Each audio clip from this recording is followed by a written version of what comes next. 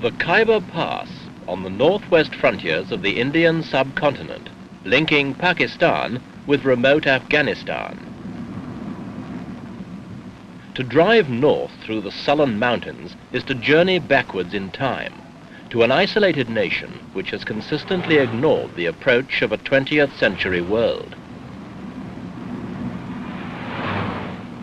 But this year, events have caught up with and overtaken feudal Afghanistan.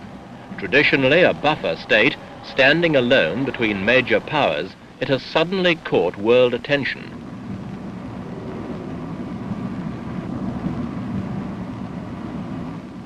New men have seized control, men who appear willing to reactivate ancient grievances and to assist the ambitions of powerful friends. In this edition, Echo looks at a tiny nation engulfed in big issues, Afghanistan.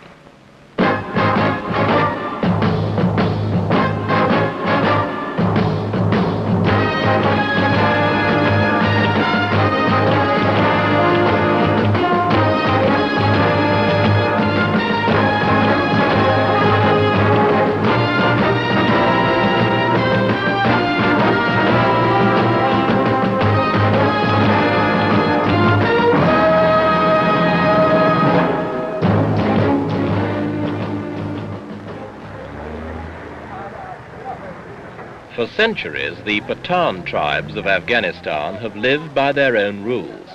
Here, a man carries a gun as a badge of honor, and most use them with deadly accuracy.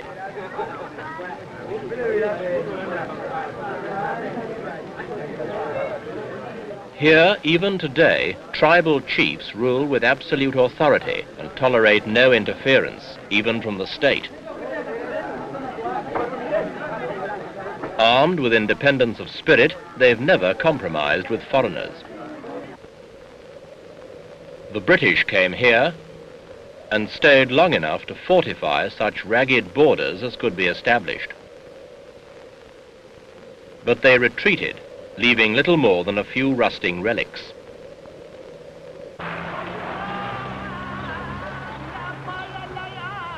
Islam, in one of its more straight-laced forms, is the national religion. The power of religious authority remains a conservative force, regardless of who rules in Kabul, the capital.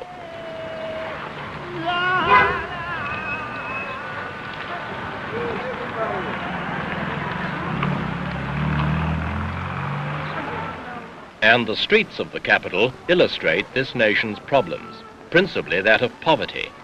The average annual income in this country is less than $75. The illiteracy rate is 90%. Slavery was officially abolished only in 1947.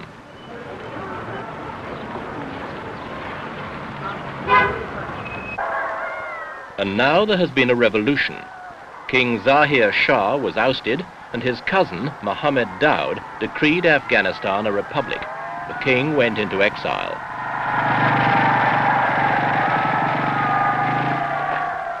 The new regime has the backing of Afghanistan's small but powerful army, and that in turn is supplied and equipped by the Soviet Union. The troops are Afghans, but the heavy weapons, tanks, advisors, ammunition and fuel come from the Red Army. It was President Daud, Prime Minister until 1963, who first encouraged Russian assistance, and Moscow did not hesitate to take advantage of the invitation.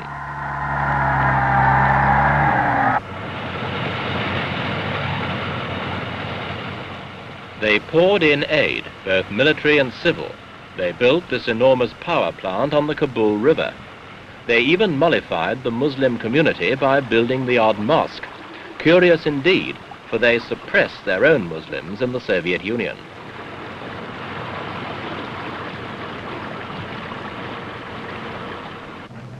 But the Soviet presence in Afghanistan has little to do with altruism and everything to do with an old Russian ambition to gain access to the Indian Ocean by an overland route.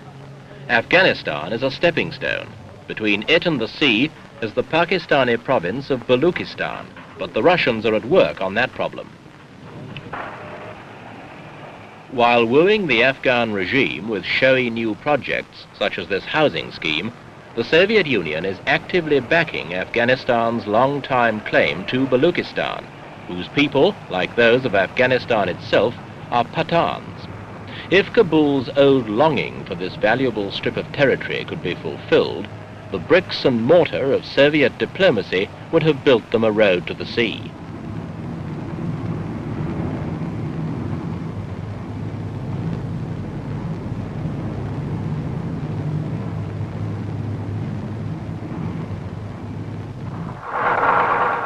One thing that stands in the way is the presence of their bitterest enemy, the Chinese. They fully understand Soviet ambitions in this area and have busied themselves with a number of practical civil aid programs while keeping a close eye on developments, especially those concerning Afghanistan and the Chinese ally, Pakistan.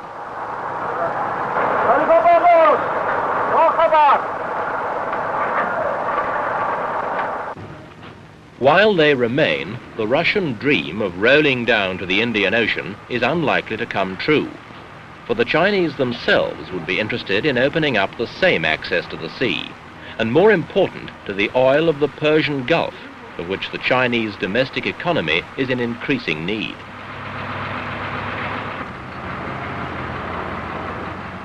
Until Mohammed Daoud's coup, the Afghans had played a waiting game, accepting aid from all quarters.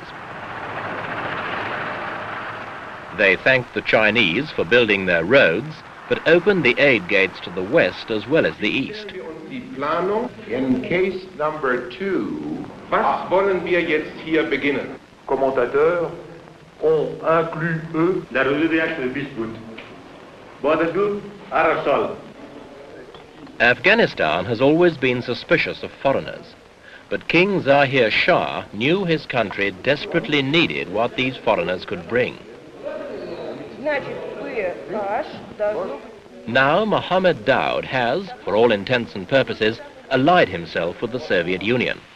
The ordinary Afghan, caught in the endless circle of subsistence living, now has his future in pawn to the Russians as well. And the future does not look that good. While the Russians were building pretentious airports and roads, thousands of Afghans have died. A 3-year drought has destroyed bullocks and crops. Water and grain supplies dwindled.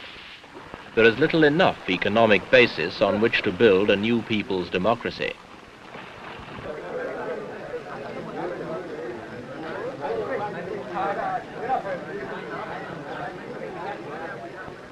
The remote rural markets have had little to trade, but the bargaining goes on in the traditional spirited manner.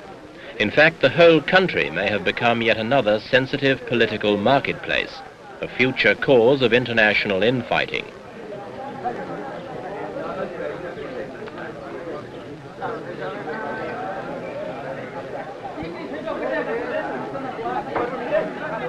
But to anyone who can expect to earn no more than $75 a year, there are more important things to haggle over.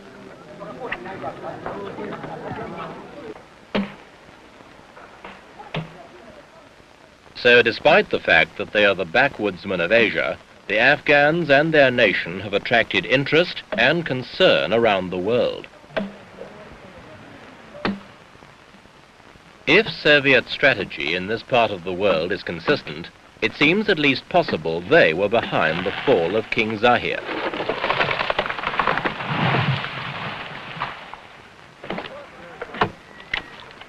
In his place, they have, in President Daoud, a man whose policies they may be able to shape. Already he has made appropriate noises in the direction of Pakistan and is encouraging separatist movements among Pathan peoples in that country.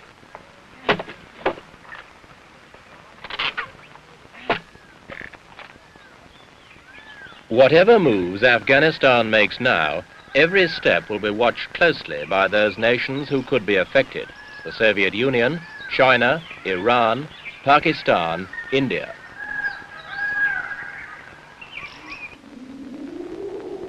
Afghanistan is still the buffer between big nations involved in the Indian subcontinent, as it was a century ago. But the nations are more powerful today, and the issues more dangerous.